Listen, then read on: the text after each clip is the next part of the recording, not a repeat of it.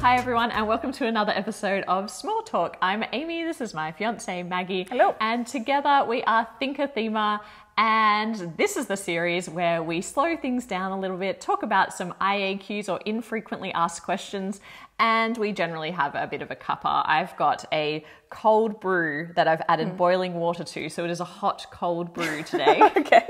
Does it make that lukewarm brew then? It's well, yeah, it is a lukewarm. Okay. It's drinking temperature, which I like. And I've got a chai. And I've got chai. a delightful soy chai. As usual. Yes, I love my chai. Now, something really exciting happened this morning. I booked our flights Yes. to Las Vegas. Yes. Las Finally. Vegas, Yes. finally. So we've been, we are an official guest of Dice Tower West, Yes. which is super exciting. We're going to be apparently on at least one panel, which will be fun. They haven't released the schedule for that yet, but interested to see, who we're going to be chatting with and what we're going to be chatting what about? Yeah. Yeah, it's good. Maybe we'll just wing it like this. Yeah. We'll just be chatting Just like rock this. up and start So it'll talking. be like this, but more panel-like. Yeah. with So more there'll people. be probably a table in front of us. But aside from that, it'll be exactly I the have same. no idea what that's going to be like. Because this is like us being mostly locked in our house, doing content creation, no one around, just us in our little tiny room or our couch. And this, being in this public stage is quite intimidating. It's like going from nothing to a very big con. You'll then have people to use as feedback. I don't know if that'll be better or worse, because it's like, here I can't see your disappointment if I'm boring you, whereas in real life I'll be like, oh no, oh no, they are laughing. yawning and looking at their watch and kind of going, how do I get out of here? Every time I imagine being on one of these stages, I know the reality of it is going to be us sitting behind a table as people kind of mill in and fill seats and everyone's very quiet, and I feel like that's the reality. But when I think about it, I always think of us aerobic style running in with mics here, and maybe some theme music going, like a full entrance. Yeah. Not that I could do that if I tried, because I don't think I'm that. I think it'd probably be more extroverted. When you go to here we have the comedy festival, and it's a lot of them are just very much one person shows, and they're teeny tiny little theaters, and they do their own intro from behind the scenes. So it's the same person going, "Oh, ladies and gentlemen, get excited, so and so," and then they put down the mic and they come out, and it's that's probably here's ThinkerThemer. It's just us running out to maybe 10 people. That's what I'm imagining. Yeah, on a good day, if everything goes well. If we're popular. On a good day. Yeah. So, I have no idea what the reality is going to be like. Yes. And realistically, not sure if we will actually get there, be COVID-free, all of that. You can't really count on anything. There's a lot of variables that could, mean that things don't happen. But so far, things seem to be aligning so that it should happen.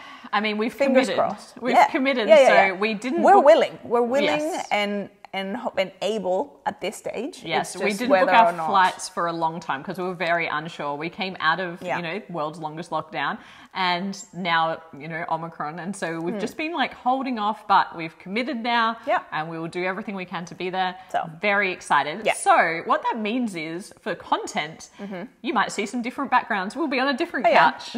I think we'll still try and stick to, as much as possible, our regular schedule of content. It's a month away. I don't know if we need to prepare them so much. No, but I'm excited about it. Heads up. It'll be a different couch. Yeah, it will be. Yeah. Different lighting. We might be sitting in the dark with none of our equipment. It might just be on a bus stop, It's kind of we'll do what we can. Here we are. It's a bit loud. We'll do what we can. So that's Dice Tower West, which we're very excited about. And we also have some infrequently asked questions. Yes. If you'd like to ask us a question, please drop it down to the comments below. And ideally, so that I don't miss anything, pop in IAQ somewhere in that message. Therefore, I can search by that, because in the back end of YouTube, it's terrible. You've probably heard other content creators. You miss things. If a comment disappears, it's a mess. But at least I can search for IAQ and make sure that I haven't missed anything. So the first one is very topical, comes from Logiclass. They are watching the Australian Open, which we just had the women's final. Yeah. We seem sporty. Are we? Oh, thank you. I'll take that Thanks as a so compliment. much. Maybe? Thank you so much. No one ever says that. No one ever says. Certainly no one that knows us. Are we sporty? Not. I used to be sporty. So as a child, I was a big tomboy and was always playing some kind of sport. Not so much organized sport, but just like playing with my friends and neighbors and that sort of stuff. And was it soccer because of South America? Yes, absolutely. I was actually a pretty good striker. So but then as a grown-up, I kind of played here in Australia, just one casual game with friends who are actual like soccer players. And I was like, this is so aggressive. Like, this is so intense. I think because like now I'm much more in contact with the fragility of my human body. And so I fear for, broken bones and that sort of stuff. Whereas as a child, you're like, yeah, whatever, it's fine. But it's called football over there? Football, yeah. So we call it football in South America, but then football in America, it's more like the American football, which here is different and as well. Football here, we have Australian rules football, the AFL, which is or Aussie rules, and that has a regular football, but it's played much differently. Lots of kicking, catching, and kicking through a goal. A little bit different. But I grew up playing that. I lived in Melbourne for a little bit when I was really young. And we used to like try and kick the ball over the power lines. That we lived in a cul-de-sac dead end, and we just like kick it to each other over the power lines. The grown-up in me, the very risk-averse grown-up in me is like, is that safe? Surely that can't be safe, kicking over the power lines. It was the 80s. Everything was safe. Yeah, nothing ever went wrong. Yeah, it was fine. Just go play in the streets, kids. You'll be fine. You'll be fine. So I used to really enjoy that, but it never really evolved into a sport. I played a little bit of netball when I was younger. Never really got into it.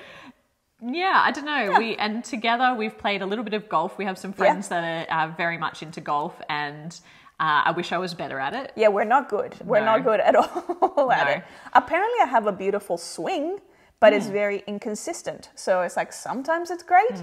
It always apparently looks very good, but the ball has its own idea of where it wants to go. Yeah. Oh, I thought of a sport that we played together for quite a while. We played badminton for and we were doing like a lot of training and stuff for at least a year or two. But the problem with that is as our bodies get older, there's a lot it's very hard. Jarring movements. Lots of jumping and running, and I have very weak ankles. Very frequently breaking both ankles from like walking, doing extreme sports like lying in bed. Very bad. Lying in bed. I feel like on Family Guy when they're like, and they always like fall down. They're like. Yeah, that's pretty much me. Yeah. And I really used to enjoy squash, but for the same reason, it's very jarring. So now I stick to, actually, that is the reason why I left the regular gym classes and started doing Pilates Reformer, because it's much easier on the joints and because you're on the Reformer machine. Absolutely love that, but it's been really hard during the lockdown to get to those classes. Like, those studios have been closed a lot of times. Yeah. So we're not sporty. We are maybe slightly above average fit, and that's probably that's aspiration. I don't even know if above average. I'd say we try to stay fit. We do. Yeah. Yes. We do. We go on walks together. You go on walks with the dog. I go on walks with the dog. So together, the dog and I. Mostly you. You rarely want to join because you don't like walking. I don't like hiking, like through like nature trails and that sort of stuff. But I love like walking around the neighborhood. And I don't like walking because it has no sense of purpose unless I'm walking for food. If I'm walking and there's a destination where there's food or the promise of food, I will walk. I will walk. I'll walk for miles. I remember in Korea, I walked for a very long way to find some fried chicken in the snow, and I was just like, "This. I feel like this is foodie, like ultimate sacrifice. Food pilgrimage. Yes. Anyway. We were talking about sport and got onto food. And ended up in food. That's an indication of our fitness and sportiness. Yeah. Exactly. I have a question from 900. What do we do to memorize new board game rules? For example, they play a game twice in the first week to try and, cement the rules, but then also find that it's like relearning the game every time you pull it off the shelf. Okay. Yeah. I think for me it depends on how logical the game is. So if it thematically makes sense, I'll be able to pick it up really quickly and then remember it, because I'll just understand. If I know what it is that I'm trying to do and who I am and how to get there, that's all I really need. If it's abstract and complex and you need to be referencing a lot of different charts, or this turns into that, and then I think you always are going to need the visual aid. But if it makes sense to me, I find it fairly easy to remember. And I was going to say, I think that we both have not great long-term memories. Not at all. So when we talk about memorizing rule set, I feel like we don't do a very good job of long-term remembering how to play a game. But it's easier because there's two of us, and so usually we can piece together the game based on our collective memory. Yeah. But I would say that if we were planning to teach a game and we hadn't played it in a while, we have really good cramming memories. And I think that does, which is, it's handy. I remember when I was at university, I would always allow for 2 or 3 days prior to an exam where I could cram the whole course. So, and I dedicated cramming. I could cram a whole course in that amount of time, and I would write very detailed notes and all of it, and then I would have the exam, and then that's very impressive. Until I didn't learn anything, because then it's gone. Yeah, I need to understand it. If I understand something, if it makes sense to me, if I can see the logic, which is one of the things that I love doing, I love understanding, getting to the crux of something. If I do that, be it with school or games, then I can remember things for quite a long time, because then it's sort of integrated into something that makes sense. So if I think back to games that maybe I haven't played for years, the thing that will stand out to me is the flow. Like, I'll remember what the flow of it is, even if I don't know specifically like this rule and that rule. And again, it means that then you just have to kind of do a top-up rule read, as opposed to like, oh, how do you play this from start? Yeah, and it depends on the game as well. If it's a game that we've played so much in the past that it's just it just stays. Or one of our favorite games, because I think if you really love something, it sticks with you. So for example, we hadn't played Coimbra for a really long time before we got it out to do a review of it, and it just came back straight away. There was only a couple of rule checks, but actually, like, looking at the board, I can remember exactly how to play it. So. I think also iconography, like that game has pretty good iconography. When a game has really great iconography, it's almost like the game itself tells you what it is that it does and what you need to do, or what cards or actions do. So that's a huge help. I also agree with playing it twice straight away. So we often play for the first time back to back, because the first game is always like, you've got the teach, it's a bit clunky, you're referring to the rule book, and sometimes there's even a rule clarification. So we play the first game, then we'll look at the rule book. Sometimes if Maggie learns it and then teaches me, I'll then play that time and then read the rule book, because it helps like cement in, and if either of us misses something, then we can clarify and play again. But we usually play twice, like in one sitting, most of the time. Unless it's like a really, really long game, and like the first time we play it is like late at night. I would say 9 times out of 10 though, we're like, let's play this again right now. And that really helps cement it in, and then we'll play it like quite a few times that week. We're not very good at playing a lot of games at once. Like, we will have games set up in our house, usually 3 games set up at any given time, and those 3 we rotate between those 3 games, but it's not like we've got, even if we know we have to review something in a month's time, it's not until it gets like, so that we can play it a lot of times in a row, because of our memories, I think. As you were saying that, I had a nightmare scenario in my mind of going, we do have, like, any surface usually has a game on it. We're lucky that we have a pretty good dog that doesn't mess up with things, doesn't try and chew things or even walk on things. He's too old to care. If they were delicious, he would be, that'd be gone.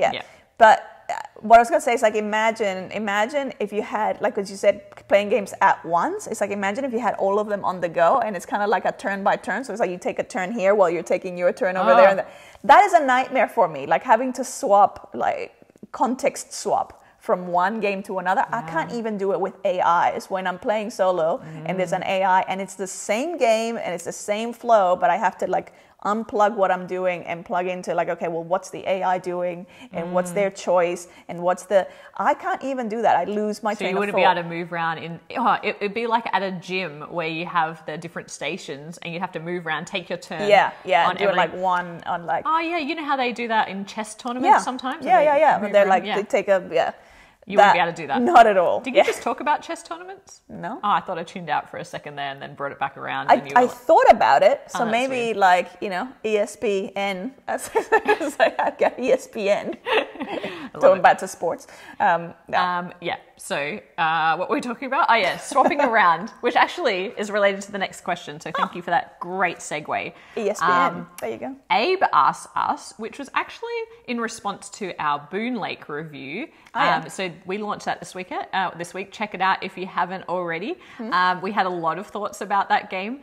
And relatedly, Abe asked, what are our thoughts on planning moves while others take their turn? Oh, yes. And what is the balance between multitasking, your planning, and observing your opponents? We have very divergent opinions on this Very. here. I love when you can, in a game, think ahead and plan ahead. There are games where you're not really able to because the state of the game is going to change so much that by the time it reaches you,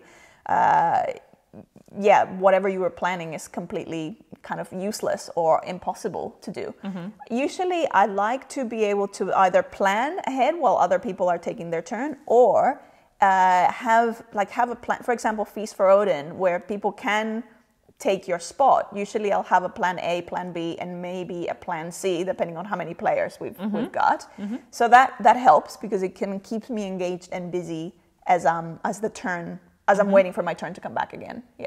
But in terms of observing others, I care not about observing anything else or anyone else that's kind of happening or any other turn. Like I'm invested in my own turn. I think that is not entirely true, and I'll give you an example because I know that occasionally you will be looking at worker placement spots and then you'll be looking at what I'm doing. And sometimes I think you do take a spot simply because you're trying to beat me to it. Like, you know that I'm on the same page about what I want to do next. I think you think that more often than I actually, like usually if I'm looking. Am I giving you too much credit? Yeah, oh, absolutely. Yeah. And so many times like you'll say, you knew I was going to go there. And I was like, I had no idea. Literally, I was only going there because that's what I want to do.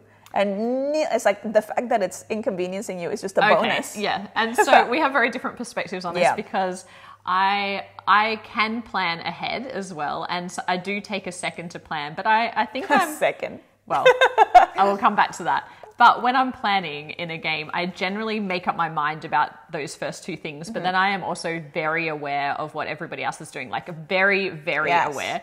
To the point where I'm trying to... eerily aware. I'm trying to... It's a lot of people that was what you do in a game. You try and second guess what your opponent's going to do. Like in chess or any of those classics. You're trying to work out what is their plan and how do I defend against that. And so I'm doing that actively.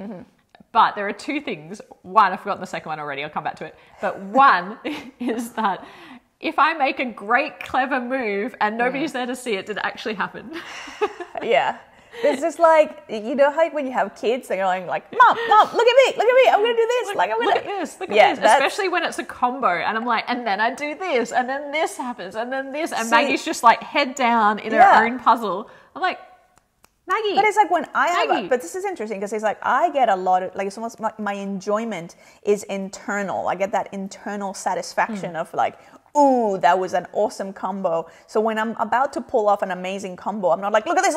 I'm like, oh, I just want to do it. And even if no one's watching, that's I think why a solo game, it doesn't matter that there's no one else there. It's like I am the player and I am the bleachers and I am like the choir, the Greek choir of music going, yay, well done. I'm all of those in that moment. And so when you're like, but look at me, it's like, that is such an alien concept to me. Because I'm like, why would you But that's why I don't like solo game, because who's going to see my awesomeness? Who's going to see my awesomeness? Yeah. And when we were talking about moving around from game to game, that was also the thing that I was like, but no one's there to go, wow, that was a great move. Or, oh my goodness, you blocked me. It's the interaction with players that I love so much. You need the external, the external input or that external stimuli for it to feel. But also, and so I remembered what the second thing was. Yeah. The second thing is I want to feel like you're actively trying to stop me. So when, for example, when I play How very non-Euro of you. When I play with my sister, she is extremely aware of what I'm doing. And so playing with her is a very different experience to playing with Maggie. And it often like shows me something different about the game because she is aggressively competitive and she will often, see what I'm going to do and purposely stop me or make a calculation about whether it's better to stop me or take her move. Whereas you will execute your strategy, which makes you way more predictable as an opponent. Yeah. So she's more unpredictable and also likes to mess with my plans, which means that there's a lot more interaction and chaos. And I kind of like that because I like to feel challenged. And so if sometimes I can have a strategy in my mind and you don't mess with that strategy the whole way through. And I'm like, well, if someone was there to stop me, I wouldn't have got that runaway lead or whatever the case may be. But you're too busy in your own Maggie bubble. Yeah, because again, and that's why I think I was so attracted to Euros at the beginning as well, like from the start of gaming, because it's like, it's not about, I don't have to worry so much about what other people are doing. It's about optimizing your own thing. So it's like it's the battle of wits in the sense of... I'm not sure about that. I think it depends on the game and the mechanic. I think like if you think of a lot of Euros, it's like a lot of it is around, and look, we can disagree on this, but for me, and the ones that I resonate with the strongest are the multiplayer solitaire ones, where it's like, it doesn't really matter what the other players are doing. Yeah. It's like we all kind of have access to some of the same elements or resources in a way, or possibilities, and it's ultimately who was able to optimize that the best or find the best pathway to victory. Yeah, I agree with that in some games and not others. Because if it's like area control or something like that, I feel like there's so much interaction that you really need to be aware of what other people are doing. And we're like, you have dominant species. Like there's no way that I can multiplayer solitaire dominant species because you always have to be. But that's why then,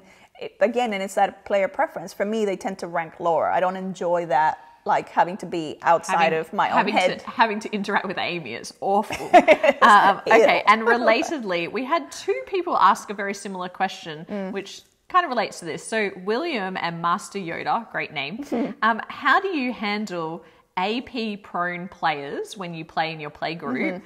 Or having AP, and by AP, analysis paralysis, where you take a long time to think through your turn. So this is kind of related. How do you deal with it yourself when there's pressure on you to take your turn? I feel like I've gotten a lot better because I used to be very impatient as a player. And I would just like, and even my own turn, I would just like take a turn really quickly and not necessarily optimize. It's just like I would get one thing in my head of like, this is the strategy that I want to try, or this is the thing that I want to do, and then I just want to see it through. And then I would get very, very impatient when you have players that are like, oh, but what about this? So what about... And I think the 2 things are related. We just spoke about the fact that I'm paying attention to what everyone else is doing. So after you've taken your turn, I am slightly reassessing my strategy because of what you've done. Yeah. And so I'm like, well, is it better to stop you in your tracks with where I think you're going or to take my move as I'd originally planned it? So there's a bit of reassessment that happens. Yeah, right. Yeah, whereas you've already planned your move and nothing is going to stop you. It's like the Maggie freight train. I already have like the 3 moves that I want to do. And so anything that gets in the way of that is like, it's like inconvenience. Like your fiance or, like, or an Automa. Yeah. Both equally annoying. I just want to do this thing. I just want to... Yeah, but in terms of how we deal with other players in our play group, we usually make a joke about it. Like, we usually say something like, oh, we'll have to get a timer out. Like, oh, we're going to get a sand timer if you don't take your turn soon. Like, it's usually a softly. We've never had it become such a problem where we've, had to stop manageable. The game. Yeah. Or sometimes I'll go and make a cup of tea and come back if someone's taking a really long time. Yeah. Like I find that now I actually am more prone to AP because in the process of me trying to be more patient with like other people, like waiting around for other people, I'm like, well, if I'm going to do that, then maybe I can just like, I can relax with my own turn and like try and figure out what is the thing. So I've noticed that my individual time to take a turn has slowed way down, but I also don't feel as restless when someone else is taking a turn. I do still struggle when it's a multiplayer game, and as in when there's 3 people or more. Like if it's just the 2 of us, I don't mind as much, but if we're starting a 3rd and a 4th player, particularly in the earlier stages of the game where I'm trying to get a sense for the game and then people are taking long with their turn, it's like I do feel a little bit, like I start getting a little bit frustrated because I'm like, I just want to understand the game. And this is just making it a lot slower. Yeah, and I also... I didn't realize how bad my AP was. It's not terrible. I think like Yeah, it's not. It'd be on par. Maggie's probably faster than average. I'm probably maybe a little bit slower than average. I'm an impulsive player. Yeah, I just go by instinct and impulse, Yeah. or because I already have a thing that I want to try. Yeah, but it became really apparent to me when I started playing multiplayer Euro-style games on BGA. Yeah, and when you do that, it tells you the time taken for each Yeah. player. And sometimes mine was like, 10 minutes more than everybody else. Like, it's often double the time that I would spend. So I'm like, see, I'm not imagining this. It is a thing. So I don't, in terms of how I manage it myself, I do get really frustrated with impatient players like Maggie, who I think is a little bit too far on the impatient side. Whereas when I'm playing with other people, I really don't find it to be too much pressure on me, because our gaming group in general, the friends that we play with most often, they do tend to, and this is something I really like about them, is they really get into the theme, but they also are really supportive of your moves. Yeah. So they'll be watching and they'll be like, oh, that's so exciting what you just did, or oh, you built that. You get all of the attention and approval that you see. But I give it to them too. Like we have a very it's kind of like exciting to watch people build their stuff or to make a great move. It's like, oh, good move, that was great. Yeah, so I really like that. It becomes vibe. more about the overall group journey of the game as opposed to an individual win. Yeah, I really like that. But thank you for all of those great questions. How long? Okay, we've got time for a couple more. Linus asks, when speaking other languages you are proficient in, Maggie, does your Australian accent raise eyebrows? As in my Australian accent, because I don't know how they would hear when you're speaking Spanish, do people hear the Australianness? No. I think if anything, because when you switch to another language, sometimes for me, I find it's almost like the melody of the language might influence.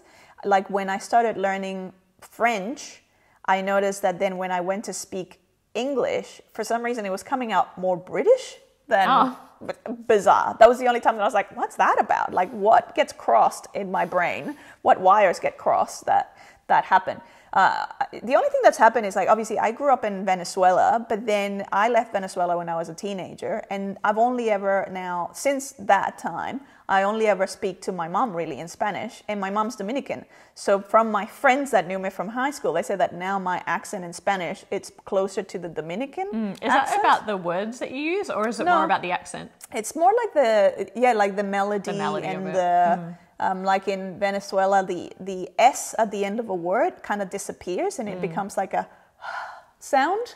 So like if you were to say like veces, like times, you would say veces.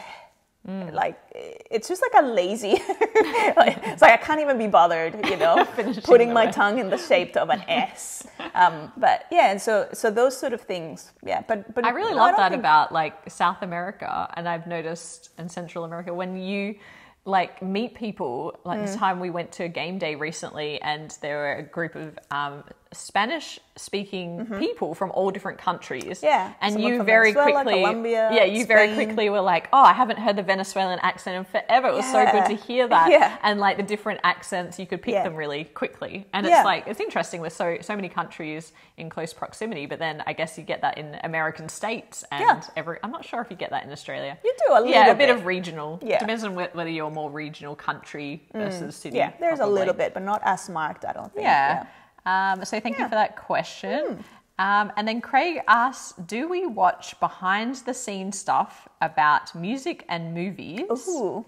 And have we ever watched one about the making of a board game? No. Yes, I have.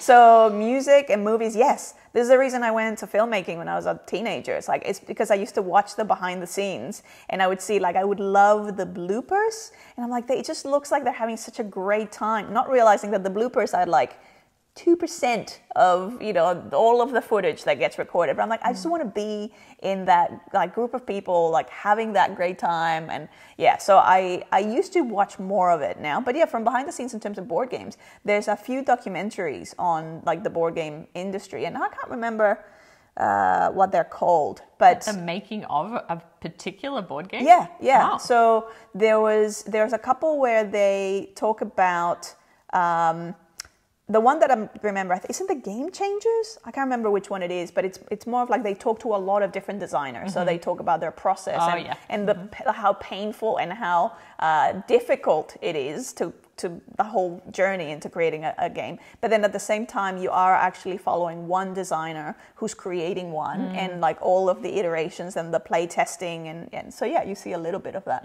I remember you telling me about that. I feel like I get a lot of just the cliff notes or the summary from Maggie about and you say you don't like the spoilers, and yet you love me just giving you because I'm never going to summary. Probably watch it, but I should, because that sounds actually very interesting. Yeah, it's just like Netflix is constantly giving me reality shows, and it's like I can't keep up. Yeah, and endless supply. Yeah, it was great to put a face to all of these designer names, game designer names that you play with and you talk about, and it's like, oh, that's what they look like. There you go. There you go. Yeah. So we have a new podcast, and the podcast is part of our joeyfam channel membership, and where we talk every week about the different TV shows and movies and things that we're watching. So if you are interested in that and you'd like to consider becoming a channel member, check that out. It comes with a few other perks. But so that's the exclusive member podcast, because there's also the ThinkerThemer podcast, which is essentially just the recording or the audio of videos like these. Of these videos, small talk and back chat. But this is a separate, one that's only for members. Yes, and we're really enjoying doing it. We're only up to episode 3, but it's a lot of fun. Yes. And so now we should talk about some games. Yeah, it's probably what a lot of people are here for. Yeah. All right, let's do it. Oh, do you wanna start? Yeah, so sure. The first one. Yep. The first game is okay. Firstly, can I talk about the size of this game? So this game is called A Kindly World. It is a game that came out of Japan, and if you've been watching Backchat for a while, you would know that I was super excited about that, and generally I'm pretty excited about games coming out of Japan. And this one is a little card game, and it is in the shape of a little book. Because I believe the artwork is from quite a famous illustrator. Okay. And so this game is actually based on those comics or manga. And so this when it was on Backchat showed on a bookshelf and had this little book. And I have to say, it's a lot smaller than I anticipated. I think the books that it had for reference must be, how they have in Japan, they have a lot of those, like the anime that are like the little smaller size. There's like streets booklet. For scale. Like it's it's tiny. It's tiny little. But this is a really interesting game, and when I back games from Japan, often there's not a lot of information about the, how it plays, and it's hard to get a sense of that sometimes from the campaign. There's limited translation into English. But this game actually really surprised me. I thought it was going to be a lot lighter and maybe just something that you'd keep more for the aesthetic rather than the game. But I really enjoyed my games playing this with Maggie. We've only played it 2-player. The way that it works is you have 7 suits in this. The cards are also tiny. So cute. The artwork is so good. Beautiful. Beautiful. Beautiful. And they're kind of in different suits, and those suits relate to things like play or vegetables or other things. But they also have a pattern on them. So you can kind of match the pattern without having to read the word in Japanese if you can't read Japanese. Which I can't. Yeah, so you can. And so you can match basically by the patterns. And what you're ultimately trying to do is get one of each of the 7 suits. As soon as you do that, you will end the game and you will win the game. And the way that you're going to be collecting cards is by turning over in a 2-player game. The 2-player game is slightly different, where you're going to be taking the deck that's in the middle of the table and turning one card over one at a time, and you're pushing your luck. And what you're trying to do is get as many cards turned over as you can before you bust by turning over a card that is the same as one that's already been revealed. So you have a sense of how many of each type of suit is available in the deck. So you can kind of work out what your risk is of turning over one more card. And then you're going to take those cards when you stop, if you stop in time, and add them into your tableau, and that's where you're going to be trying to collect the 7 sets. However, there are also some role cards that are throughout the deck that are going to give you a new way to win the game. And that's one of my favorite things about this game, because when you collect that, it will tell you something else that you can do that to begin with is secret and you only know what it is, that will end the game as soon as you've met that condition. And that to me puts the game in a bit of flux, because you can, once you are familiar with what those roles are, you can kind of hedge your bets a little bit. Maybe one of them involves you collecting multiples of a certain suits, and so you might instead start to collect a few cards, hoping that you'll pick up that new roll card. There are also tree cards in the deck as well, which are like the timer of the game, and ultimately there is one fancy tree, the final tree, which gets revealed, and then that's going to be kind of the end of the game. And if the game hasn't ended from one of those race-like end game conditions, then it's going to be the person with the least amount of trees in their collection. So that's something else that you have to think about as you go through. I really liked this at 2. The multiplayer game is a bit different though, isn't it? Yeah, because then there's this element of the roles, you kind of have your role from the beginning, and then there's the roles that are unassigned are kind of still face down. So you still have this element of like you know what your alternative winning condition is, but you don't necessarily know what other people's are. And so when as the trees come out, so for example when the first tree is revealed, because there's 3 of them in the deck plus the final tree, the first tree gets revealed, then you reveal what the unclaimed roles are. So it's like it's starting to narrow down, well, what could the roles be that the other people have? And so, and again, the main reason you'd want that is to try and frustrate their plans or make sure that they don't get the conditions that they need to win up front. So yeah, that's the main difference. And then there's like, the second tree means that like everyone gets to reveal, and so it's like the trees are because the whole thematic thing of this is like the trees are meant to come in and change the world that these little characters live in, and all it really does is usually reveals the role. So it's like people kind of are in the light of like, oh, this is what you're about, or this is your ultimate aim. The artwork is like so good, unbelievably cute. It's very cute. I absolutely adore it, and I love that everything is monochrome. Other people might not like that; it makes it a little harder to distinguish between the suits of the cards. But I just, it's like my wardrobe. I love this game. I think it's really cute, really and nice, it doesn't we actually had a lot of fun with it. So cute little game. Very happy that we backed this. That is A Kindly World. Yeah. All right, our next game is a game called Streets. Now, Streets is by Håkon Hoel Garder. I'm terrible usually pronouncing these things. This is the same creator, and you'll sort of potentially recognize the box shape, and same kind of team that created the game Villagers, which I really, really love, and I believe we have covered before in a previous small talk. Very similar kind of box shape, which I love. It's so unique. I still don't quite know how I feel about the double, what do you call it? The sort of double layer or level thing, because it's like, it almost feels like it's not closing all the way, but it is.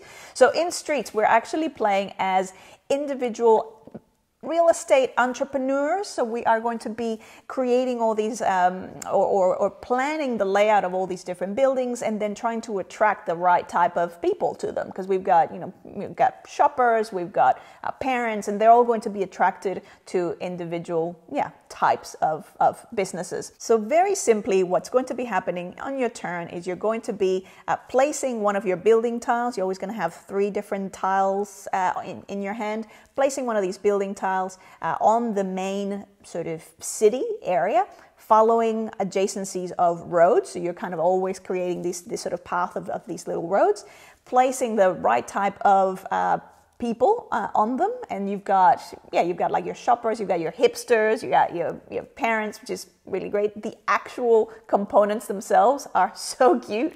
They're like it's not a sticker. What do they call that? Is it like screen printed wooden components? Yeah, but that's the deluxe edition. So we actually have the deluxe edition, which is like really nice. It's so tactile as well. And so the key thing with this is those buildings. So you're also going to be placing like your marker that says I own this building. Essentially, I built it. The thing is, you're only going to be scoring them when that street is closed off. So when another building is placed, usually perpendicular to that street, and it's sort of closed off at both ends, then every building on that street gets to have their own scoring condition essentially triggered. And then the other thing that happens with this is once that building is scored, all the little meeples or the people on them stand up, and they've got the FOMO now, so they're kind of looking for, well, what's the next best place that I can go to? And then they as a group move to another building that suits their color need.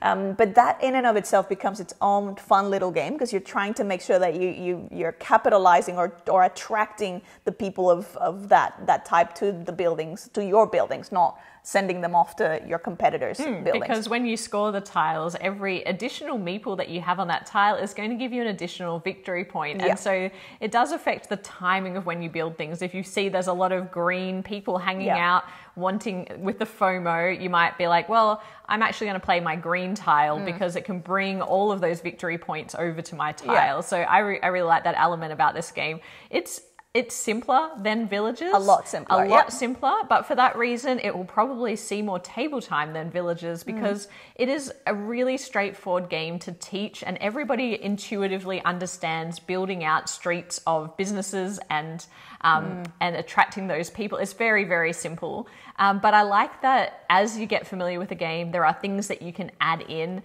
You can add in a variable player power. I really like the business type tokens, where it becomes a bit about set collection. So you're trying to have either the most of one type of business icon or a variety of business icons, and that's just going to give you even more victory points at the end of the game. And it's just a really breezy game. It's one that we've played at the end of an evening when we just have not much brain power left to do a heavy game, but a game of this, it moves really rapidly, people's turns are taken really rapidly, and there's something really fun about taking all of those meeples and moving them over to your building. It's like, or getting in on the action, because if someone's building this really impressive street, then you want to add your buildings to that to capitalize on that. And so we've had a lot of fun with streets. I agree. And I actually felt very thematic, because you've got, your hipsters, and you're like, I'm putting this cafe here that brings all the hipsters to the yard, or it's so, or the shopping, this like fantastical shopping center or whatever it is. So it's like that whole dialogue of like, ooh, the reason why they're going to these buildings. The artwork is also really cute, so I really enjoyed it, and the money solo as well. Oh yeah, there's a solo mode as well in it, and the solo is very, very simple. It's a very easy implementation. You're essentially just putting in a tile for the grifter, I think is the character that you're playing against. Very simple. I feel like it's a pretty good. It's the same puzzle, so you're still getting to kind of experience that puzzle. Doesn't take that long to facilitate. I didn't find that, how I usually struggle with AIs. I didn't find that I was getting that distracted. Yes, it does have some preferences in terms of how it places tiles, but it's mostly about just optimizing. Like, you can't just place them in areas where it's going to score no points for it.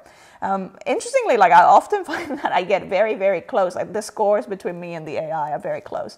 One of the things that I wish it had was almost like a little campaign or scenarios where like it would challenge you to do different maybe configurations or things, because it again would give me more reasons to play it more. It does have the challenge that it suggests is to play with the contractors, which are all those individual kind of character abilities, and try and beat all the different characters. But I find that less appealing because they have their unique powers. I feel like I have to think about that more, weirdly, than if it was just about the configuration of something that needed to happen on the town or things like that.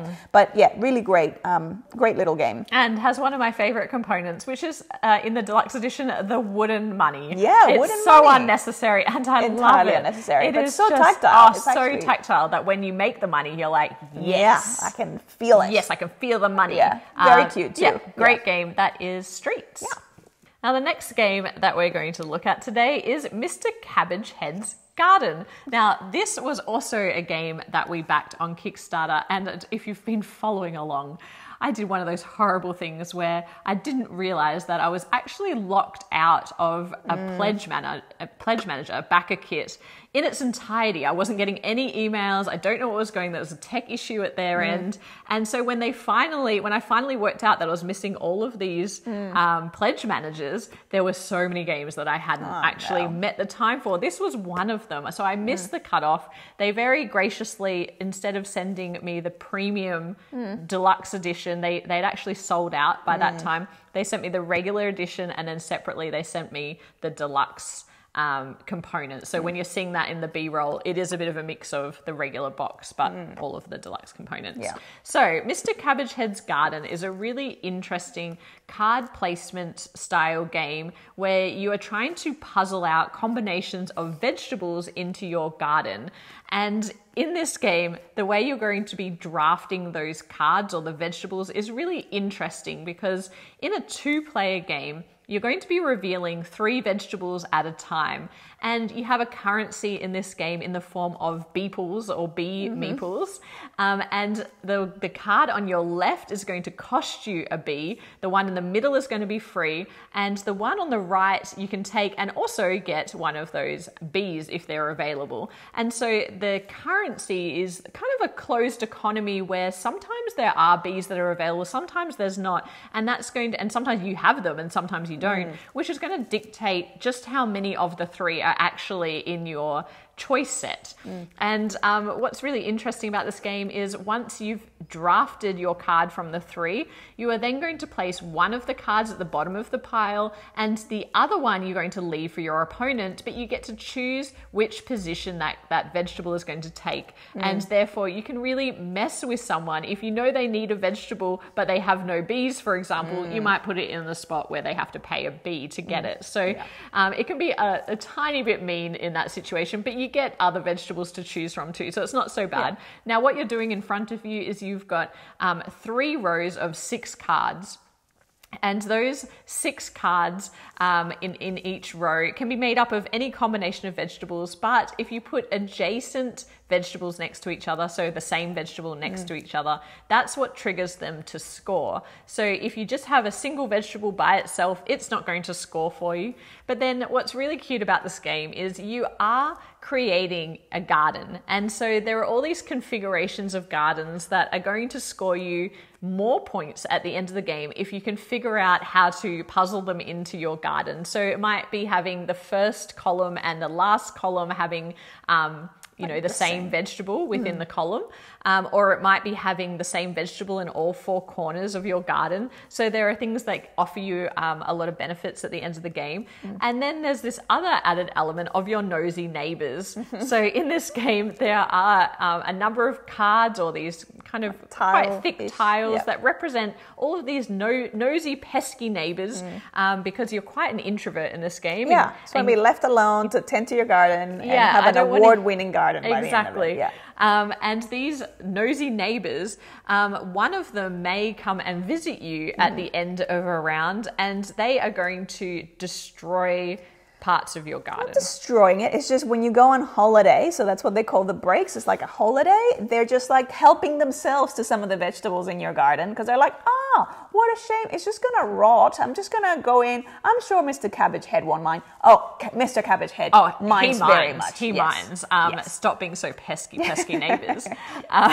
So that is the multiplayer game. We'll just talk about the multiplayer quickly before you talk about the solo. Yeah. But the one thing that I really did not like about this game is the fact that there is a drawer pile, or if you've got the deluxe edition, there's an opaque bag where you put all the tiles in. You're drawing them out according to a number that's on the cards, and they collect on the different pesky neighbors.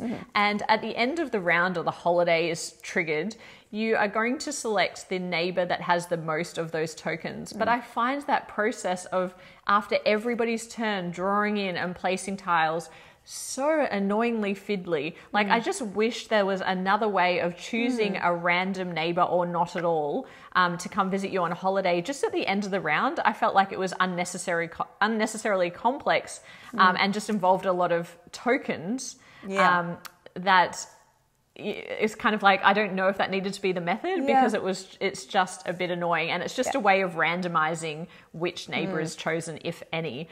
So I really dislike that part of the game. I would almost house rule something, a different way of choosing a method. Like if there was maybe a neighbor that we weren't using, to use that as a blank. As the neutral, Yeah, I'm not sure. But anyway, how did you go? This game is, mostly designed for solo it was play. intended for solo play, and then they created this sort of multiplayer variant. So as a solo play, it's again, it's very similar in terms of like, you've got your deck of veggies and you've got your holidays in between, which is when Mr. Cabbagehead goes on holiday, and that's going to trigger the neighbor, pesky neighbor break-in, vicious breaking. The difference with the solo is you're still kind of doing that same layout of the 3 cards, but because obviously you're getting to, it's the same. First one costs you 1, middle one is free, third one gains you a B. But when you're choosing, after you choose, whatever you don't choose is discarded, and that's gone for the rest of the game. So you're not going to get to see those cards again. You're still creating the same, is it technically like a tableau, I guess? Yeah, you're creating still your same tableau of veggies. So everything else kind of plays very, very similarly. Exactly similarly, I would say. So I actually really enjoyed this. I was going to say I enjoyed my experience more as a solo experience, but ultimately I don't actually know why, because I know why. I was going to say, I can't be mean to you. Yeah, because you can't be mean to me. But having said that, you actually, I guess you can do a bit more card counting potentially, because the ones that are not the vegetables that are now completely gone from the game, and you have no chance of getting again. Whereas in the multiplayer version, because there's cards that you're like, well, the one that doesn't get picked goes at the bottom of the deck, that there's still a chance that I could still get that veggie next time around, or later in the game. Maybe and maybe not, because your maybe opponent or might maybe take not. it. Yeah. So I found the neighbor thing as in the solo game a lot more exciting for some reason, because I did find the whole, by the end of it, and I don't know if it's because maybe it's just because there's only one person that you're drawing for. Like it's not, I don't know. No, it's still, because it still happens at every interval. Except for I was making you draw mine in the multiplayer game. Well, I think that was the thing, like with it, because that is the most fiddly component, and it does kind of almost distract you from just the puzzle that you're trying to create.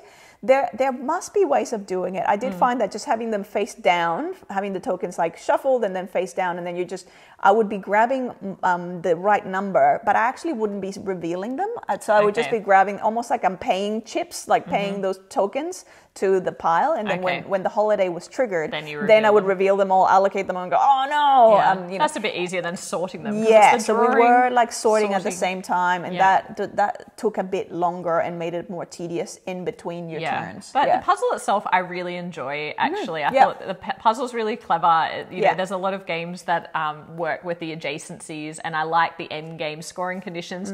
I love the artwork. The artwork is so great. It is so unusual. Also, in the rule book, the way that they describe the sense of humor, with they describe the neighbors is that very kind of snarky, passive aggressive. You're still kind of trying to be almost like, I get this sort of sense of like British and proper, but also trying to go to Diga. These neighbors were so annoying. The rule book is really funny, and also the artwork is like borderline grotesque, but in kind of a very humorous blend of humans and vegetables. And I love it, and I want to see more games use really unique game like artwork. So that is Mr. Cabbagehead's Garden. Yeah. Now, the next game that we're going to talk about is a little game called Canopy. This is also a game that was originally on Kickstarter, but we didn't back it at the time.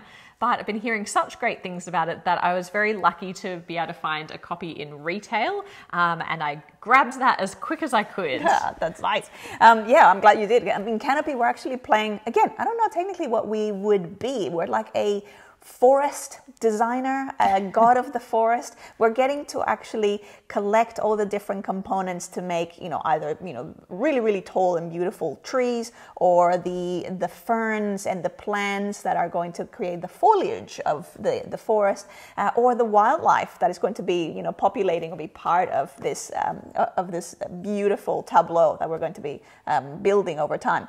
Interestingly, in terms of the way that it works, you have these 3 piles. So you actually actually don't really have any cards on your hand. You start with just this very humble trunk, and then you've got these 3 piles to choose from, and they usually start with like 1 card, 2 cards, 3 cards.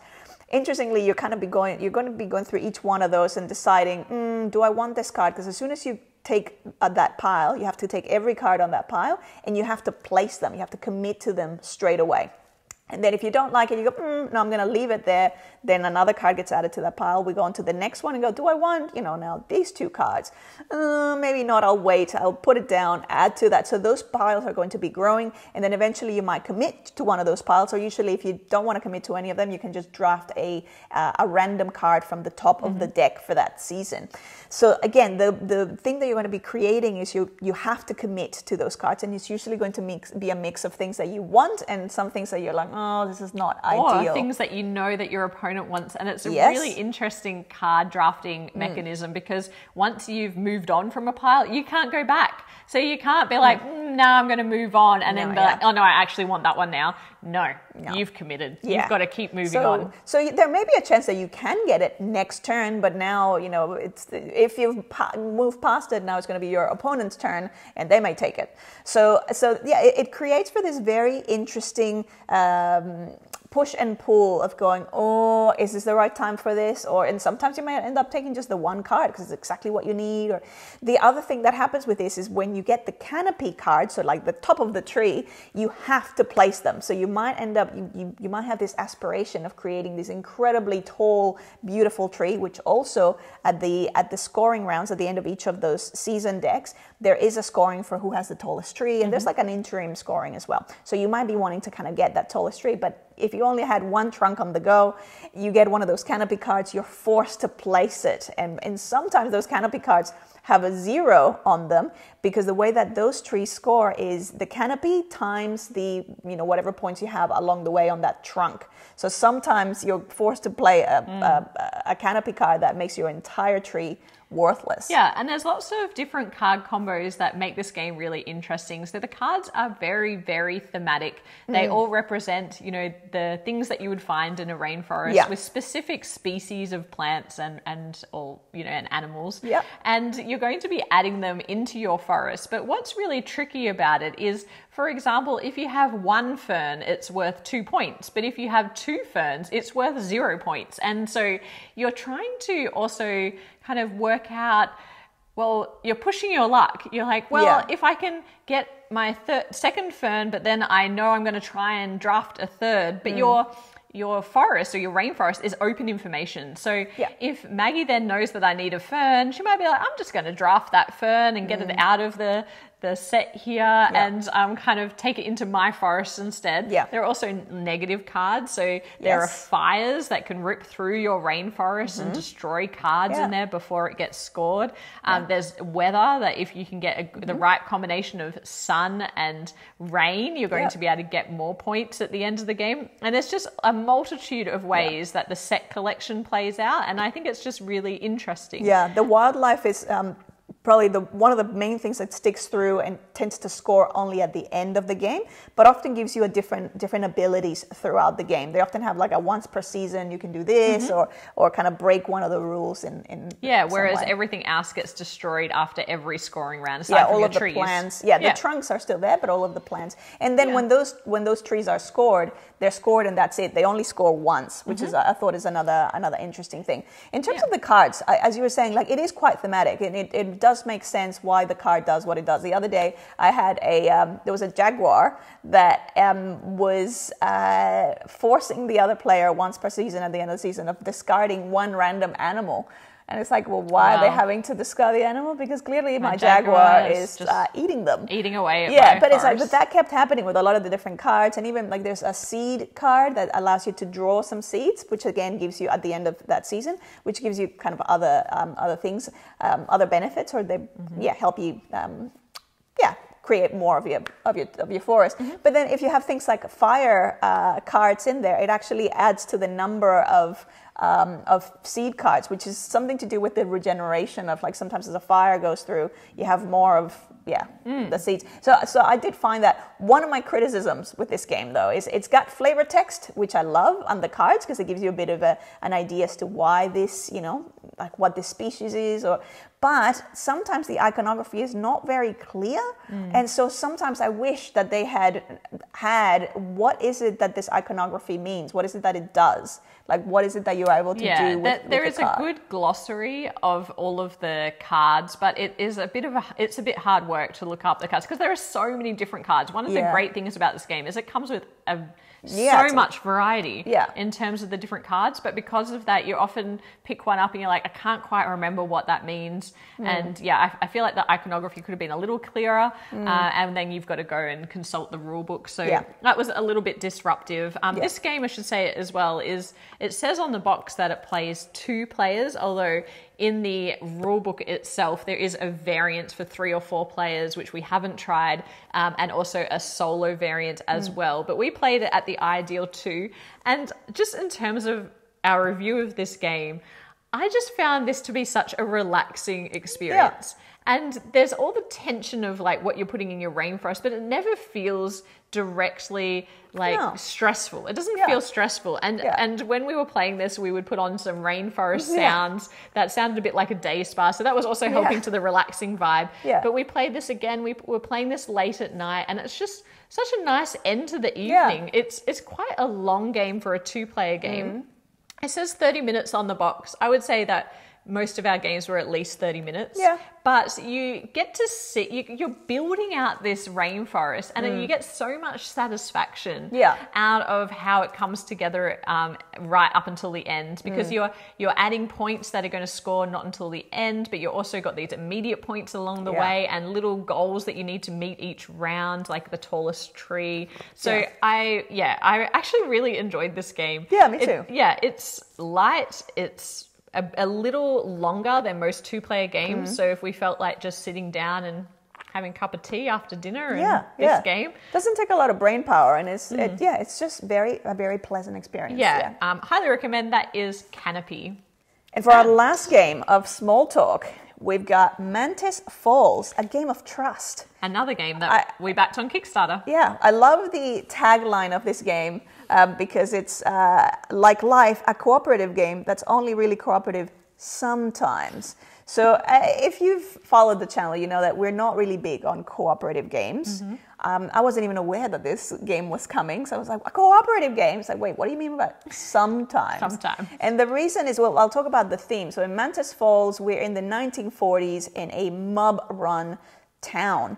And we have witnessed something that we probably shouldn't have. And now it's very, very important that we manage to get out of town as soon as possible, because the mob is going to be onto us to make sure that, we are silenced forever. So one of the things that is happening is we're going to be making our way through this road. I don't know why we're in this town on foot, because it takes forever to get out of this town. Sometimes we can get a bus. Sometimes you can, hitch a ride on the bus, but it's like it is excruciatingly slow when there's someone when there's a killer and things are trying to happen to stop you reaching your destination and making it safe to the end. And so the game is meant to be played at 2 with an option to have 3. But what the premise of the theme is that you've been told that another witness will be joining you, but potentially that witness is not a witness at all, and they might have been intervened by the assassin already, who took out that second witness and now has joined you pretending to be another witness, waiting for their moment where they can take you down. Correct. And so you're both traveling along the same road, and you have a hidden role in this game. So either you're both witnesses, or one of you is going to be the assassin and a witness. But at the beginning of the game, you have no idea which one is true. And so if you are both witnesses, you win the game by reaching the end of the road and successfully making it out, both of you alive. If you are with the assassin, the witness needs to either kill the assassin, or the assassin needs to kill the witness in order for you to survive.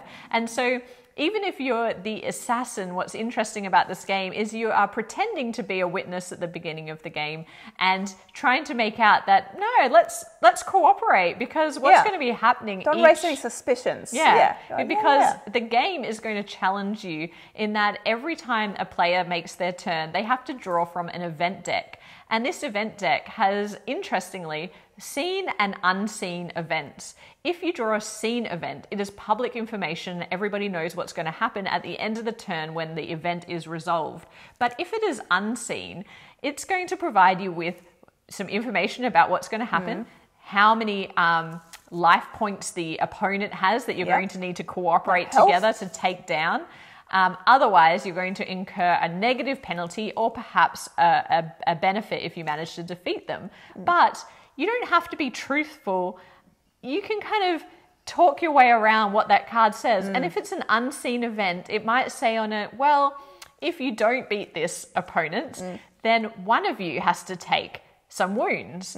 And if you're the assassin, you might be like, oh, the card says that you have to take some wounds. The other player has to take all of the wounds. The other player has to take all of the wounds. So you can kind of lie your way through the exact what's on this card. The card says. But it's really clever in that it forces you to cooperate, because you have to assume that you're both witnesses and that you're both trying to get to the end of the road by surviving. And so you both have weapons that you can use either against each other or against the events. And so at the beginning, you're both cooperating. Maybe like, oh, we need to take down this thing, let's play our weapons. And so you're kind of just looking at each other like... sussing each other out. Going, are you really a witness? Or are you the assassin undercover? And at some point in the game, there is a really powerful card that both of you begin with at the end of the game, which is Call in a Hit.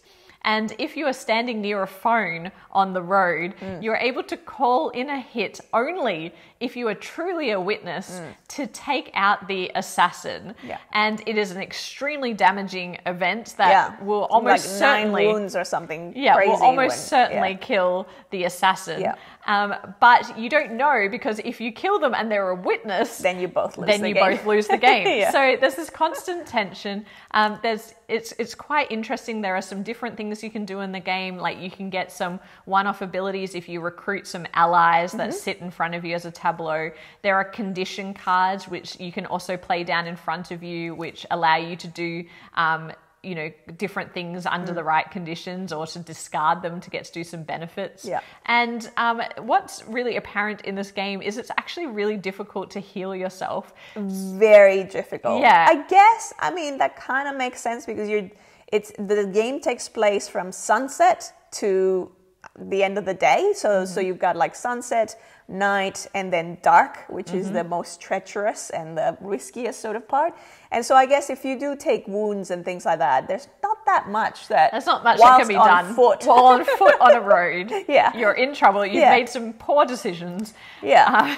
Why are you doing in this town in the first place? I guess is my question. I don't know. But the interesting thing is there is one way that is available to both of you to heal wounds, and that is by contributing to a central card pool.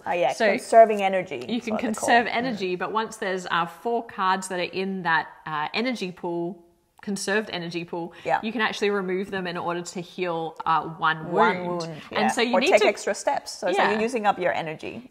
So you need to use that wisely, and you need to share it amongst yourselves. So the interesting part is just the shared resources and whether you cooperate or not.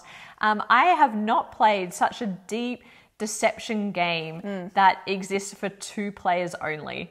It's very clever in the way that it's been implemented.